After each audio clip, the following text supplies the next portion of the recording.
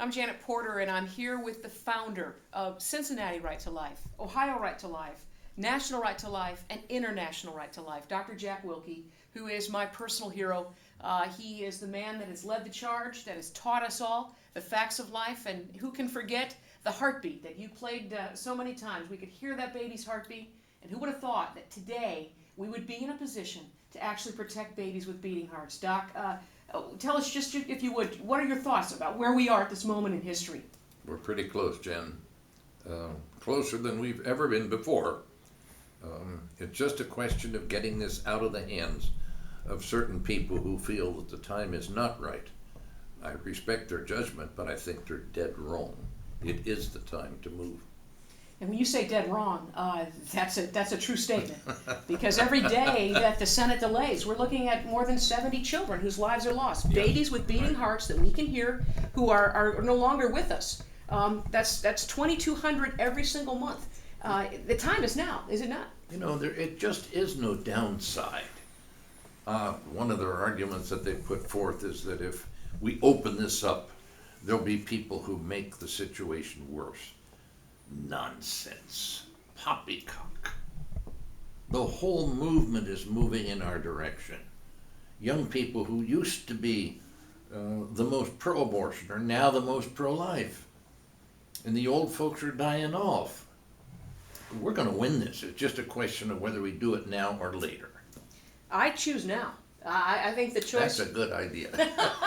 Well, the choice we have before us is life or death. And I hope that the people of Ohio follow your lead to pass the most protective pro-life law in the country.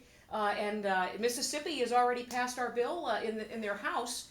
They're facing their Senate as we are. I think we need to be first, Doc. This is where it started. I think Ohio needs to lead. They're waiting for Ohio. I still travel a little bit and talking to people, calling me and so forth. They're waiting on us. Ohio is the leader here. We started the whole thing. We'd like to finish it. That's right. And all it takes now is for us to do everything we can. Mm-hmm. To hold back no stops, to pick up the phone, to show up, and to be there at the rally, May 19th, right. And to be a voice. Because the bottom line is one thing that I've learned from you is that persistence wins. And we're simply not going away until babies with beating hearts are protected, are we? If it doesn't happen this month, it'll happen next month. If it doesn't happen this year, we'll have perhaps replaced a few of the laggards in the Senate. And believe me, we'll remember it at election time. There is no good reason not to pass this now. What about the people who say we should take the heart out of the heartbeat bill, that we should basically make it an informed consent only?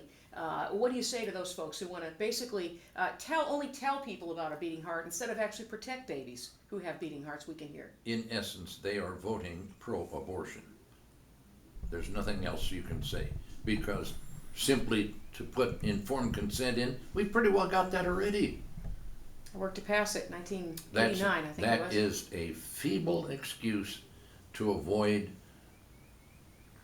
having this, facing. That is a feeble excuse to avoid facing this thing head on. Informed consent means basically nothing. We've got that. Right. So where we are at this moment in history, you've been 40 years in the desert, 40 years fighting for the protection of life. And at this moment, the way I see it is it's within reach. We are one Senate vote in the committee, one Senate vote on the floor from passing this bill and sending it to Governor John Kasich, who we believe will sign it. Who will sign it? And I just give him 40 years worth of your experience. What do you say at this moment when we're inches from the finish line of all you've worked to do? I'd like to see it pass before I pass. Well, I pray you have many, many more years, but there's a way that we can be sure that you can celebrate right along with all of us who have followed in your footsteps, and that is to tell the Senate to pass the bill now. No longer wait. There's no reason to wait. As you've said, Doc, there's no downside. There's no downside to this, none.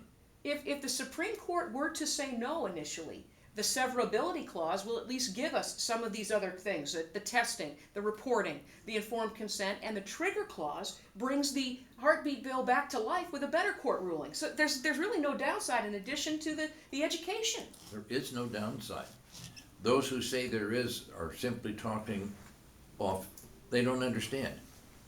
The movement of population in the state of Ohio is that we're becoming more and more pro-life. 10 and 20 years ago, we only had 40% of the people in our side. Now it's pushing 60. And because of the demographics of this, it's the young people who are becoming more and more pro-life. The highest percentage of abortions is in the black population. Those young black people are more pro-life than they have ever been in history, and the movement is increasing. They understand it's killing their race. They understand that it's what all we have to do is say, look, get aboard. The train is moving. And that's the message for the Ohio Senate. Right. Is this train is I mean, you look at the list, as you mentioned, hundreds and hundreds and hundreds of national leaders, from Dr. Dobson to Father Frank Pavone to Tony Perkins to Tim Wildman from the American Family Association to you name it. The vast majority of the local Right to Life chapters, I don't think there is a bill in America that has this much support as the heartbeat bill. You know, Jan, I think you're right. I think you're right. The amount of support for this nationally is massive. And they're looking to us. It's time And to lead. they say, if Ohio can't do this, I don't know if we want to. But when Ohio does it, we're going to follow. You remember, Doc, back in 1994, when we were passing in Ohio the nation's first ban on partial birth abortion. You were my boss at the time. You remember that? Mm-hmm. I And do. There were a lot of people who said, oh, it's unconstitutional, and the court's going to say no, and it could set us back. And all those same arguments they used against this bill that we passed in 1994 when 30 states followed us, when Congress passed it twice, and the Supreme Court initially said no, but turned around later to say yes. Mm-hmm. And in that span of time, we saw an opinion shift, double digits, 10% to 12% shift. said that they now understand more about the brutality of abortion. In the same way, when people, we've already seen a life saved. The beating heart, just the knowledge of the beating heart, has saved a baby before it even passed the House of Representatives. No question about it. You mean there's a heartbeat that early? Oh, well, then we shouldn't kill that baby. Very simple reasoning, very simple. But it's out there.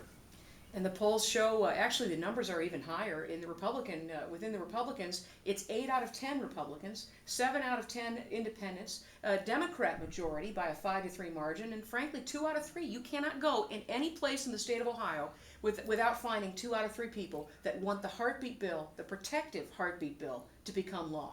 That's where we are, and it's an exciting moment. And those who are obstructing this at the legislative level, they're going to pay the price for this if they don't get out of the way.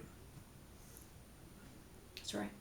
And if it's not in the general election, it'll be in the next primary election. If I may be losing my eyesight, and I am, but I can still talk. Well, you can see certainly a lot farther down the road than many of us can, and I'll tell you, we're very grateful, Doc, for all your leadership. You and Barbara have heroically led us to this point, and what I think is only fitting is that you have spent 40 years in the desert to be a vote in the Senate away from the promised land, from actually protecting most every baby. We can almost touch them. We can. Well, the message is to call your senator, to call, to write, to lobby, Right. and to not stop until this bill passes. That's right. There you have it. From the founder and the leader of the movement to finish what he started and pass the fully protective heartbeat bill. Call the numbers that you'll see on your screen and call them every single day. Then email them to everybody you know so that we can finally finish what Dr. Willke started more than 40 years ago.